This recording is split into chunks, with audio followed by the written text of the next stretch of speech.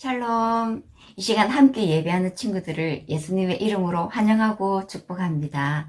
우리 하나님 앞에 마음과 뜻과 정성을 다해서 예배하겠습니다. 함께 기도합니다.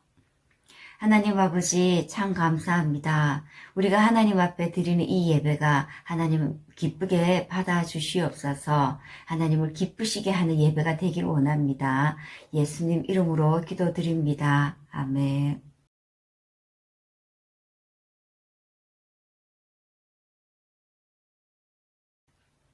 친구들, 우리 친구들 이름 있죠?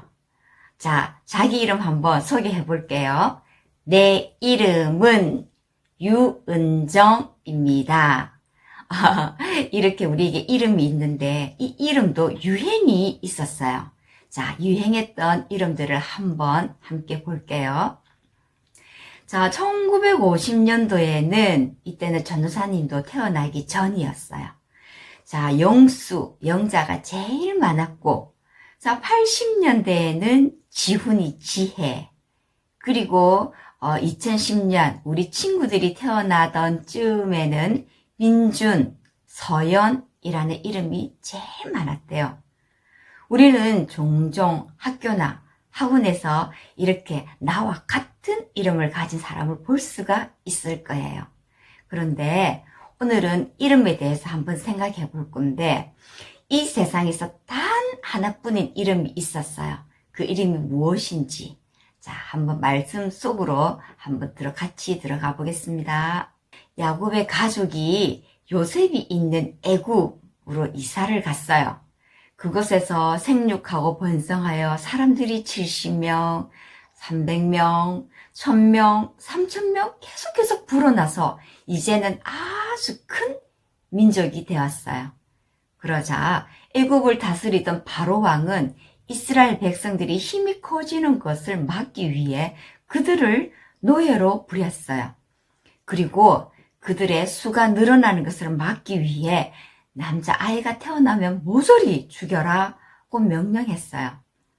이러한 상황에 모세가 태어났어요. 우리 친구들 모세 정말 잘 알죠? 모세는 태어난 지 석 달 만에 갈대 상자에 넣어서 강가에 두게 되었어요. 그러자 그 애굽 왕 바로 공주가 갈대 상자를 발견했어요. 그래서 어떻게 했죠? 모세를 죽였을까? 살렸을까? 맞아요. 자신의 아들로 삼아서 애굽의 왕자로 자라게 되었어요. 그러던 어느 날 이스라엘 백성을 괴롭히는 애굽 사람을 죽이게 되고 자신이 살던 궁에서 미디안까지 도망쳐 왔어요. 그래서 그곳에서 결혼도 하고 이제는 양을 치며 살게 되었어요. 여느 때와 같이 양을 치던 어느 날 모세 앞에 믿을 수 없는 광경이 펼쳐졌어요. 나무에 불이 붙었는데 정말 신비롭게도 그 나무는 전혀 타지 않고 있었어요. 이게 무슨 일이지? 딱 자세히 보기 위해 떨기나무로 다가가는데 모세야, 가까이 오지 말고 거룩한 땅에서 신을 벗으라. 하나님이 부르시고 명령하는 소리가 들렸어요. 모세는 두려워서 얼른 신을 벗고 하나님 앞에 엎드렸어요. 애굽으로 가라. 애굽 땅에서 노예 생활하고 있는 이스라엘 백성들의 고통과 소리를 들었다고 말씀하시며 이제는 그들을 젖과 꿀이 흐르는 땅으로 데려가겠다라고 말씀하셨어요. 그리고 한 가지 더 말씀하셨어요. 너를 통해서 이 일을 할 것이다. 그러니 너는 애굽으로 가서 내 백성을 데려오라. 하나님! 제가 무엇이길래 제가 어떻게 이 일들을 합니까? 하나님, 저는 할 수 없습니다. 그러나 하나님은 모세와 함께 하시겠다고 약속하셨고 이 일을 하라 명령하셨습니다. 이때 모세가 하나님께 질문했어요. 하나님, 그들이 하나님의 이름을 묻는다면 뭐라고 대답해야 합니까? 모세가 갑자기 왜 하나님의 이름을 물었을까요? 그 당시에는 이름이 가지는 의미가 아주 중요했어요. 이름 안에는 그 사람의 신분, 성격, 능력이 나타나 있기 때문이에요. 그래요. 모세는 이스라엘 백성들에게 하나님께서 어떤 분인지 알리기 위해 하나님의 이름을 여쭸어요. 그러자 하나님께서는 나는 스스로 있는 자이다. 네, 하나님의 이름은 스스로 있는 자입니다. 어느 날 갑자기 이 세상에 뿅 하고 생겨난 것은 없어요. 우리 친구들은 부모님을 통해서 이 땅에 태어났고 동물이나 곤충들도 마찬가지입니다. 식물과 열매 맺는 열매들도 작은 씨앗에서 자라났지요. 생명이 없는 물건, 건물들은 당연히 사람의 손으로 만들어진 것이에요. 그렇다면 하나님은 어떤가요? 하나님께서는 세상에서 유일하게 스스로 있는 분이에요. 저절로 생겨났다는 뜻이 아닙니다.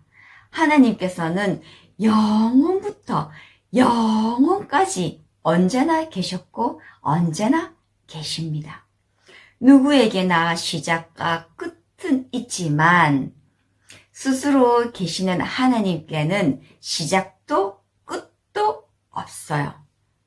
우리는 하나님이 만드신 시간 안에 살아가고 있기 때문에 스스로 계시는 하나님에 대해서 완벽하게 이해할 수는 없지만, 그러나 하나님께서는 시간과 공간을 뛰어넘어 계시는 분이라는 것을 믿을 수 있어요. 스스로 계시는 분, 여호와라는 이름은 세상에서 오직 한 분, 하나님만 가질 수 있어요. 여호와 하나님은 어제도 오늘도 내일도 계시고 영원부터 영원까지 가장 높고 빛나는 분이십니다. 그래서 우리의 할 일은 영원히 계시며 여호와 하나님의 이름을 온 세상 가운데 높아지기를 바라며 찬양하고 예배하며 그분께 영광 돌리는 것입니다. 오늘의 핵심 함께 읽어보겠습니다. 1. 하나님께서 모세를 부르시고 자신의 이름을 알려주셨어요. 2. 하나님께서는 스스로 계신 분이에요. 3. 스스로 계시는 하나님을 예배해요. 모세를 부르신 하나님께서는 우리에게도 찾아오시고 말씀하시고 우리에게도 하나님의 귀한 일들을 맡기십니다.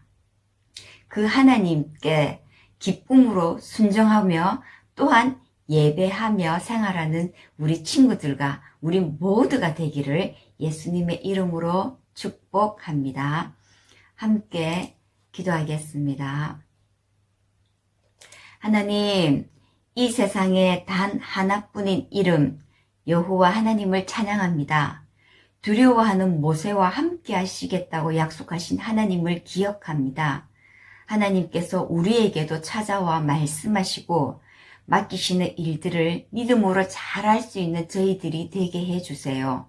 예수님의 이름으로 기도합니다. 아멘. 함께 주기도문 하겠습니다. 하늘에 계신 우리 아버지여, 이름이 거룩히 여김을 받으시오며 나라가 임하시오며 뜻이 하늘에서 이루어진 것 같이 땅에서도 이루어지이다. 오늘 우리에게 일용할 양식을 주시옵고 우리가 우리에게 죄 지은 자를 사하여 준 것 같이 우리 죄를 사하여 주시옵고 우리를 시험에 들게 하지 마시옵고 다만 악에서 구하시옵소서. 나라와 권세와 영광이 아버지께 영원히 있사옵나이다. 아멘.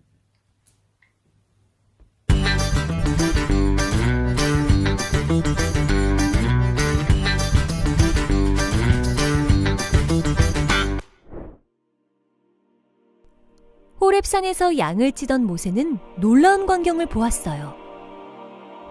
떨기나무에 불이 붙었는데 그 나무가 타지 않고 그대로 있는 거예요. 모세는 떨기나무 가까이로 다가갔어요. 그때였어요. 모세야, 모세야, 떨기나무에서 모세를 부르는 하나님의 목소리가 들려왔어요. 모세는 신을 벗고 그 앞에 엎드렸어요. 하나님께서는 애굽에서 노예로 살고 있는 이스라엘 백성들을 구원하기 위해 모세를 부르신 거예요. 모세는 애굽으로 가라는 하나님의 말씀을 거절했지만 하나님께서는 모세와 함께 하시겠다고 약속하시며 계속해서 그에게 명령하셨어요. 그리고 하나님의 이름을 묻는 모세에게 하나님께서는 이렇게 말씀하셨어요. 나는 스스로 있는 자이다. 하나님께서는 온 세상 가운데 스스로 계시는 유일하신 분이에요. 스스로 계시는 하나님의 이름은 영원부터 영원까지 가장 빛나고 영광스러운 이름이에요.